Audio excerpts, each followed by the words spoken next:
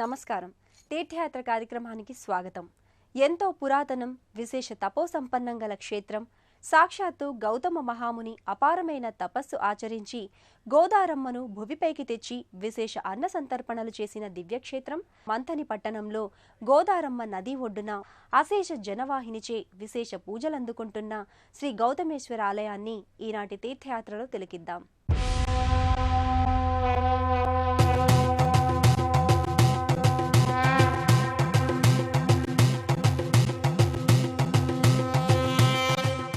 ఓం త్రయంబకం యజామహే సుగంధిం పుష్టివర్ధనం ఉర్వారుకమివ బంధనాత్ మృత్యోర్ముక్షీయమామృతాత్. ఓ పరమేశ్వర, సుగంధభరితమైన అమృతతుల్యమైన నిన్ను ఆరాధిస్తున్నాము. మమ్ము మృత్యువు నుండి విడిపించి మీలో ఐక్యము చేసుకోగలందులకు ప్రార్థిస్తున్నాము. ఎలాగైతే దోసపండు చెట్టు నుండి సునాయాసంగా విడివడుతుందో అలాగున మమ్ము భవబంధాల నుండి విముక్తులను గావింపుము అంటూ మహానుభావులు ఋషులు ఆ పరమేశ్వరుని అర్చించి ప్రార్థిస్తారు. వందే శంభుముమాపతిం సురగురుం వందే జగత్కారణం వందే పన్నగభూషణం మృగధరం వందే పశూనాం పతిం వందే సూర్య శశాంక వహ్నినయనం వందే ముకుంద ప్రియం వందే భక్తజనాశ్రయం చ వరదం వందే శివం శంకరం. మన వేదాంగాలు, ఉపనిషత్తులు, పురాణాలు అనాది కాలంగా ఆ సర్వాంతర్యామిని అనేక విధాలుగా స్తుతిస్తున్నాయి. అనంత విశ్వమంతా ఆవహించి ఉన్న శివతత్వాన్ని చిన్న లింగ రూపంలో ప్రతిష్ఠించి జీవాత్మ పరమాత్మలు మమేకమయ్యేలా భజించారు మన పూర్వీకులు.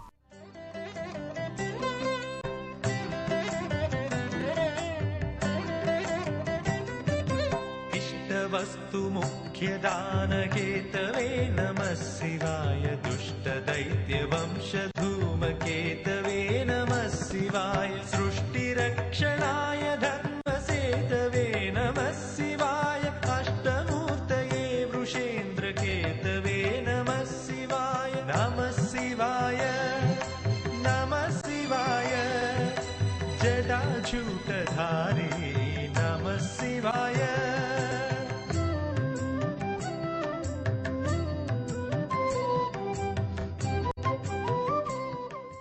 సనాతన సంప్రదాయం ప్రకారం భగవంతుడు సర్వాంతర్యామి, సర్వవ్యాపకుడు అని చెప్పినా కొన్ని క్షేత్రాలలో అనంత శక్తివంతుడైన ఆ పరమేశ్వరుడు లింగ రూపంలో, శ్రీమూర్తి రూపంలో, విగ్రహ రూపంలో దర్శనమియ్యడం మన సంప్రదాయం. పురాతన ఆలయాలు, మహాశక్తి పీఠాలు నదీ తీరాన గోచరిస్తాయి. అలాగే ప్రతి దేవాలయానికి కోనేరు, కొలను లేదా తటాకమో ఉండటమన్నది ప్రత్యేకత. స్వామివారిని ఆయా తీర్థాలతో అభిషేకించడం అన్నది విశేష అంశం. ఇక ఋషులు, తపో సంపన్నులు, దేవతలు ఆ తీర్థాలలో పునీతం కావడం మరో విశేషం. తీర్థయాత్ర అనగానే దైవక్షేత్రాలలో గల తీర్థాలలో స్నాన సంధ్యాదులు ఆచరించిన తర్వాత అక్కడ వేంచేసియున్న దైవాన్ని దర్శించి అర్చించి కోరిన కోరికలు నెరవేర్చుకోవడం భక్తుల ఆచారం. శివార్పణధియా కామాన్ పరిత్యజ్య యథావిధి అనుగ్రహాత్తేన శంభోర్జాయతే సుదృఢో నరః తతో భీతః పలాయంతే విఘ్నం హిత్వా సురేశ్వరః. అనేక జన్మలందు మానవుడు తనకు తెలిసి తెలియకనో చేసిన పుణ్యఫలము చేతని శివునిపై భక్తి కలుగుతుంది. శాస్త్ర విధిననుసరించి ఆ పరమశివుని గూర్చిన నిత్యారాధన వలన మనోబుద్ధులు వికసించి శివార్పణ బుద్ధితో సర్వం శివమయం అన్న భావనతో తాము చేయు కార్యములు సక్రమముగా ధర్మయుక్తముగా నిర్వర్తించి శివైక్యాన్ని పొందుతున్నారు. శ్రీ గౌతమేశ్వరాలయ ప్రాంగణంలో తూర్పుముఖుడై విఘ్నేశ్వరుడు ఎంతో శోభాయమానంగా దర్శనమిస్తాడు. సుముఖాశ్చేకదంతశ్చ కపిలో గజకర్ణకః లంబోదరశ్చ వికటో విఘ్ననాశకః అంటూ కొందరు, శుక్లాంబరధరం విష్ణుం శశివర్ణం చతుర్భుజం ప్రసన్నవదనం ధ్యాయేత్ సర్వ విఘ్నోపశాంతయే అంటూ విఘ్నేశ్వరునికి మొక్కి శ్రీ గౌతమేశ్వరుని సన్నిధికి చేరుకుంటారు. ఇక పరమశివుని ప్రమథగణములలో ప్రధానమైన వాడు, సదా శివుని సేవలో లీనమై పరమభక్తుడైన నందీశ్వరుడు గౌతమేశ్వరుని సేవకై ఎదురుచూస్తూ స్వామి సన్నిధిలో సదా కొలువు తీరి ఉంటాడు. నాగేంద్రహారాయ త్రిలోచనాయ భస్మాంగరాగాయ మహేశ్వరాయ నిత్యాయ శుద్ధాయ దిగంబరాయ తస్మై నఖ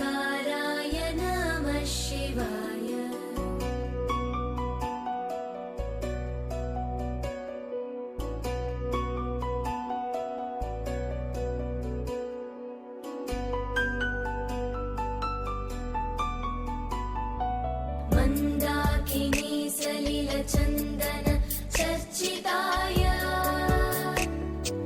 नन्दीश्वर प्रमथनाथ महेश्वराय मन्दार पुष्प बहुपुष्प सुपूजिताय। గౌతమ మహాముని మంత్రయుక్తంగా గోవును సృష్టించి ఆ గోవు అందించిన అమృత పదార్థాలతో విప్ర సంతర్పణ గావించేవారట. ఆ మంత్రగోవును ఒకసారి దర్భపుల్లతో కారణాంతరమున మోదగా ఆ గోవు శివైక్యం పొందిందని, అప్పుడు ఏర్పడిన గోహత్య పాప పరిహారం కొరకై ఇచ్చటి గోదావరిలో స్నానమాచరించి గౌతమేశ్వరుని అర్చించారని ఇచ్చట చెబుతుంటారు. ఒక్కసారిగా 1000 మంది విప్రులకు అన్న సంతర్పణ చేయుట విశేషమైన కష్టమైన పని. కానీ మంథనలో ఈ కార్యం అత్యంత సులభతరం. ఆ కాలం నుండి నేటి వరకు 1000 కుటుంబాలకు పైబడి విప్రులు నిత్య అనుష్ఠాన కార్యక్రమాలతో ఇచ్చట నివసిస్తున్నారట. అలాంటి దివ్య పట్టణంలో వేంచేసి ఉన్న శ్రీ గౌతమేశ్వర ప్రాంగణంలో ఎన్నో ఇతర దేవతామూర్తులు కొలువుతీరారు.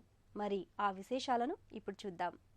గోదావరి నదీ తీరాన గౌతమాది మహామునులు తపమాచరించి అర్చించి గోహత్య మహాపాపముల నుండి విముక్తి నొందిన క్షేత్రం ఈ గౌతమేశ్వరాలయం.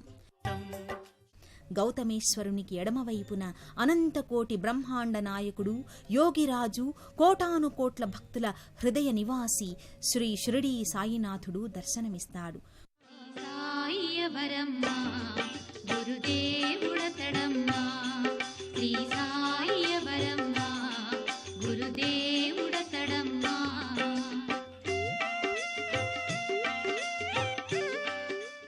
శ్రీ గౌతమేశ్వరునికి ముందున్న మండపం నుండి కొద్దిగా కుడివైపునకు చూస్తే సాక్షాత్తు చదువుల తల్లి, జ్ఞానప్రదాత, విరించి పత్ని మాతా సరస్వతీదేవి చిరుదరహాసాలతో దర్శనమిస్తుంది. విద్యల నొసగు తల్లిని దర్శించి భక్తులు ఆనంద పరవశులై ఆ అమ్మదయకు పాత్రులవుతారు.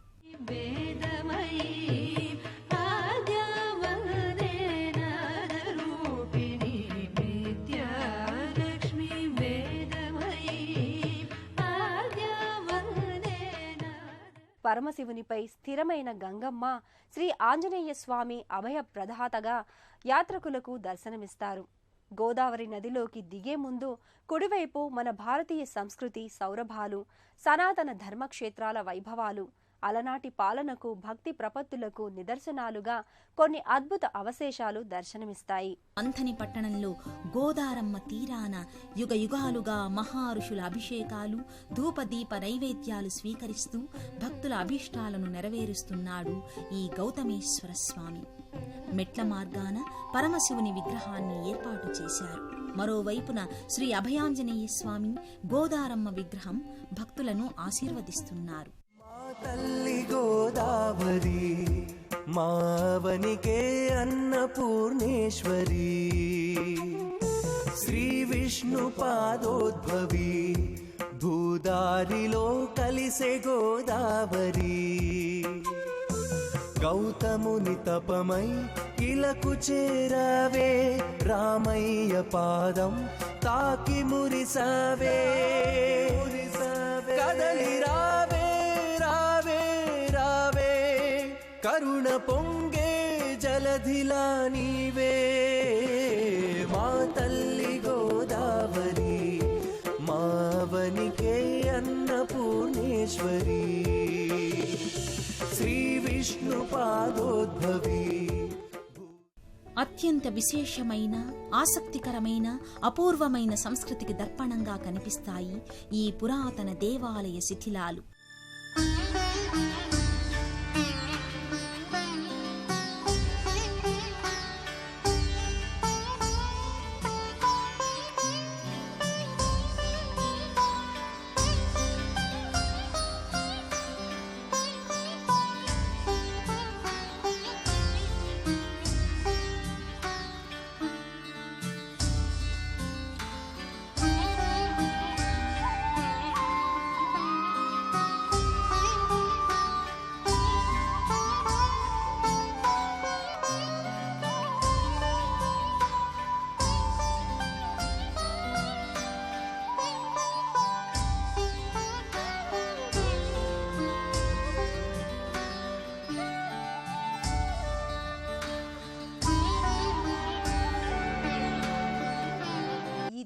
దేవాలయాలు ఏ ప్రభువుల ఏలుబడిలో నిర్మించినవో ఖచ్చితమైన ఆధారాలు లభ్యం కాలేదు.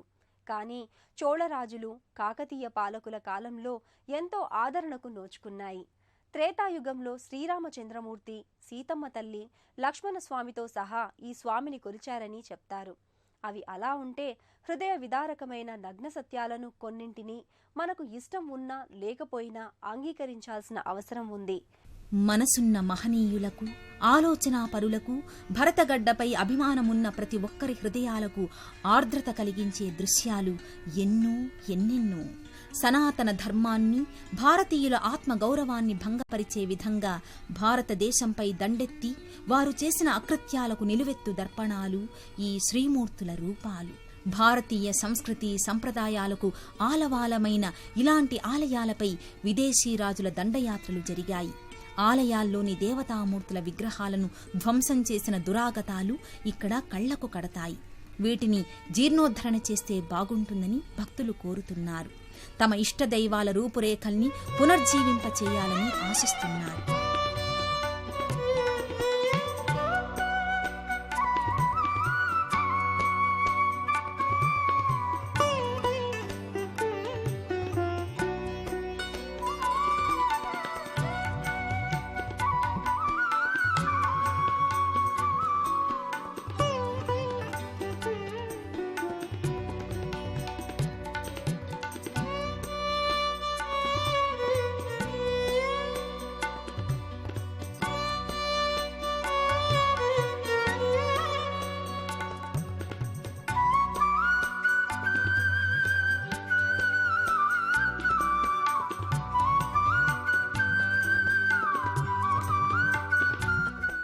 ఎన్నో విశాలమైన దేవాలయాలు శిథిలావస్థకు చేరుకుంటున్నాయి. అలాంటి దేవాలయాలను పునర్జీవింపచేసి తీర్థయాత్రలను చేస్తూ, క్షేత్రాలను దర్శిస్తూ ప్రపంచానికే మకుటాయమానమైన మన ఆధ్యాత్మిక సంపదను భావితరాలకు అందించాల్సిన బాధ్యత మనందరిపై ఉంది. అలాంటి క్షేత్రాలలో శ్రీ గౌతమేశ్వరాలయం ఒకటి.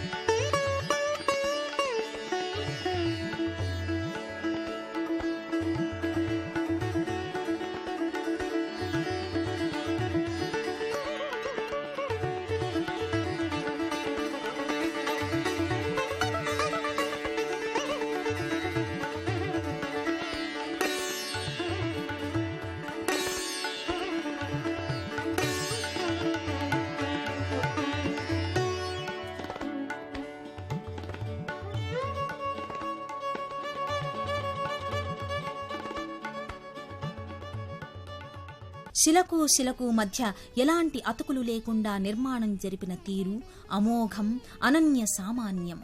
అలాంటి ఘనచరిత్రను పాలకులు గమనించి మన సంపదను పునరుద్ధరించి చిరస్థాయిగా చరిత్రలో నిలిచిపోతారని ఆశిద్దాం.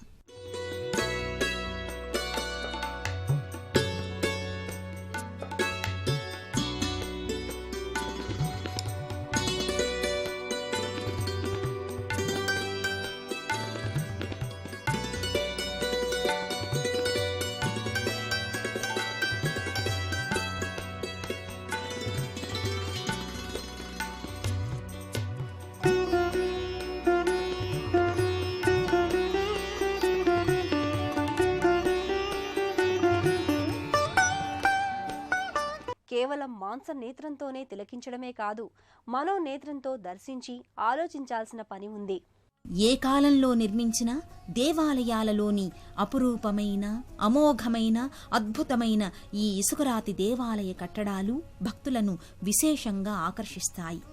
ఆగమ శాస్త్రానుసారంగా, దేవాలయ నిర్మాణ శాస్త్రానుసారంగా, వాస్తుపరంగా మంచి గాలి వెలుతురు ప్రసరించే విధంగా నిర్మించారు ఈ దేవాలయాన్ని. మాటల్లో వర్ణించలేని మన సనాతన ధర్మ వైశిష్ట్యాన్ని, దేవాలయ సంప్రదాయాన్ని, సంస్కృతి వైభవాలను మీరు తిలకించండి.